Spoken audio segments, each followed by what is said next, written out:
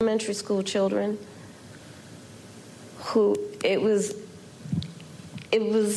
school photo day. You remember what that's like? Going to school on picture day? Who were dressed up in their best, got all ready, knew what they were going to wear the night before, and had to be evacuated. Children. Children. A whole community put in fear. And I'll say a couple things about it. One, you know, I learned a long time ago in my career, having a background as a prosecutor, when you have these positions, when you have that kind of microphone in front of you, you really ought to understand at a very deep level how much your words have meaning. The American people deserve, and I do believe want better than this. I do believe that. I know the vast majority of us as Americans know we have so much more in common than what separates us. I know that. I know that regardless of someone's background, their race, their gender, their geographic location, I know that people are deeply troubled by what is happening to that community in Springfield, Ohio. And it's got to stop. And we've got to say that you cannot be entrusted with standing behind the seal of the President of the United States of America, engaging in that hateful rhetoric that, as usual, is designed to divide us as a country, is designed to have people pointing fingers at each other. It's designed to do that. And I think most people in our country, regardless of their race, are starting to see through this nonsense and to say, you know what, let's turn the page on. This is exhausting, and it's harmful, and it's hateful, and grounded in some age-old stuff that we should not have the tolerance for. So let's turn the page and chart a new way forward and say, you can't have that microphone again. Let me show you a little bit more news that Vice President Kamala Harris made. She talked about her call with Donald Trump. Yeah. Sure. I checked on him to see if he was okay. Yeah. And I told him what I have said publicly. There's no place for political violence in our country. I am in this election and in this race for many reasons, including to fight for our democracy. And in a democracy, there is no place for political violence. We can and should have healthy debates and discussion and disagreements, but not resort to violence to resolve those issues. On January 6th, your vehicle was allowed to kind of pass a viable pipe bomb. We've seen... No, I was in the building. You were in the building. And we've seen what's happening with former President Trump. Do you have full confidence in the Secret Service to protect all of you? I do. You feel safe, you and your family? I do. But, I mean, you can go back to Ohio. Not everybody has Secret Service. And there are far too many people in our country right now who are not feeling safe. I mean, I look at Project 2025, and I look at, you know, like the Don't Say Gay laws coming out of Florida. Members of the LGBTQ community don't feel safe right now. Immigrants or people with an immigrant background don't feel safe right now. Women don't feel safe right now. And so, yes, I feel safe. I have Secret Service protection. But that doesn't change my perspective on the importance of fighting for the safety of everybody in our country, and doing everything we can to, again, lift people up and not beat people down so they feel alone and are made to feel small and made to feel like they're somehow not a part of it or us. So we start today with some of our favorite reporters and friends. Democratic strategist and president of Brilliant Corners Research, Cornell Belcher's back with us, plus former RNC spokesman, host of the Bulwark podcast, Tim Miller's back. Former FBI counterintelligence agent Pete Strzok is back. I want to start with you, Tim Miller, in what is an extraordinary paradigm shift in our politics. You and I am old, you're not old, but we are both old enough to know when the Republicans ran on security. And this is really important what she said here. You feel safe? Sure, I do, quote, but I mean, you can go back to Ohio. Not everybody has Secret Service. There are far too many people in our country who are not feeling safe. Look at Project 2025. Look at the Don't Say Gay laws coming out of Florida. Members of the LGBTQ community don't feel safe. Immigrants, people with an immigrant background, they don't feel safe right now. Women, they don't feel safe right now. So yes, I feel safe. I have Secret Service protection, but that doesn't change my perspective on the importance of fighting for the safety of everybody in our country.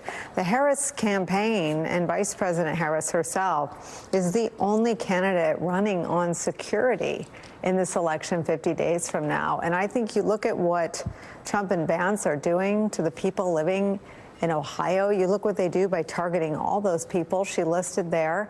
And it feels like in the final 50 days, this issue of safety and security couldn't be in sharper relief in front of the voters. Yeah, that contrast was so strong. I was glad you played that clip. I watched the whole interview there with the three National Association of Black Journalists. I thought that was her best answer because it goes right back to what she's trying to make the core contrast of this campaign, which is that she cares about people's lives, regular people, Americans' lives, and the other ticket only cares about themselves. And you can just see that contrast in these answers, right? She's asked by Eugene Daniels there directly if she feels safe. It's like, yeah, I feel safe. I got Secret Service. It's the people in Springfield who had to evacuate their school because of bomb threats who don't feel safe. They don't have the money for Secret Service, right? Like, that's who I'm worried about. And that strong and true answer contrasts with that first clip you played of J.D. Vance at the beginning. And these guys, they just whine. Like, the whole thing is about, how the media is so unfair to them, and how poorly they've been treated, and how everything's rigged against them, and oh, woe is me. Like, they don't care about, J.D. Vance doesn't care. They both, Trump and Vance, have been asked if they are worried or care about the people in Springfield who've had to be evacuated because of their rhetoric. And they both ducked those questions and basically said no. And then for J.D. Vance to go out there, and it's almost sociopathic, like what he was saying in that first clip, right? This whole notion that it's like only people on the left are coming after Trump, they're coming after them. And, that there's this big they out there, and that there's this huge problem on the left of people that are coming after them, like, without taking any responsibility, without taking any leadership obligation. You can't imagine, there's just no precedent for this. Like, the behavior of the Trump and Vance ticket. Obviously, nobody wants political violence. We're deeply concerned. It was a horrible situation yesterday on that golf course. But to respond to that by pointing fingers, by instigating more. Gerald Ford had 2 assassination attempts against him in September in 1 month. I don't remember him going on national news and trying to, fan the flames and blame the other side. Reagan didn't after he was shot. Kennedy didn't. We could go down the whole list. Like, there's no other politician would ever do this because it's so irresponsible. And that's immediately what J.D. Vance has gone to after both of these horrific incidents, is trying to point the fingers, fan the flames more, and and be aggrieved. And I just think that contrast with that versus what you saw from the vice president, as you said, it's in very, very stark relief. There's so much to say about everything you just said, but let me just play some more J.D. Vance and Donald Trump instead for you, Cornell. This is more. I think the term is sort of cognitive dissonance from Vance and Trump on the issue of rhetoric. Look, we can disagree with one another, we can debate one another, but we cannot tell the American people that one candidate is a fascist. She's a Marxist, communist, fascist. She's a radical left Marxist, communist, fascist. And if he's elected, it is going to be the end of American democracy. If this election isn't won, I'm not sure that you'll ever have another election in this country. So, Cornell, the difference isn't, let's leave the issue of threats to Pete Strzok. I mean, I've been on the air and have covered arrests and indictments of, tragically, many people plotting to harm former President Obama, having foiled plots against many of Donald Trump's perceived legal enemies and opponents. But let's leave all that aside and just deal with the language, since that's what J.D. Vance seemed to be talking about. There's no one who's debased our politics more consistently with their language and with their fanning of flames against everyone that the vice president listed there in racist, misogynistic ways. There's no one who's talked about holding tribunals and crimes punishable by death for their perceived political opponents or minority groups in this country than Donald Trump. That said, there's no one in the center or on the left that didn't condemn the 2 attempted assassinations against Donald Trump. If we want to continue to live in a democracy, he must be safe and he must be free to say whatever he wants to say. But to use his bully pulpit to lie about who the purveyors are of violent rhetoric, while it may have been a predictable step, is something that can't be allowed to seep in as truth, even among his hardened base. Well, I think that's right, but let's unpack it a little bit further, Nicolle. Right, there is a long, unfortunate, tragic history of politicizing racial aversion and resentment in this country, and go back to Lee Atwater, who the famous architect of the Southern Strategy. It has long been an unfortunate part of some politics in this country, that you better yourself politically, position yourself by turning other Americans, usually Americans who are different color, behave differently, and otherizing them and making them threats. And at some point, Nicolle, you have to ask, especially like when you look at what's happening to those innocent people in Ohio, at some point, almost as a student of political science, right? I'm fascinated by this, and although it's sad, but it's a study in who we are.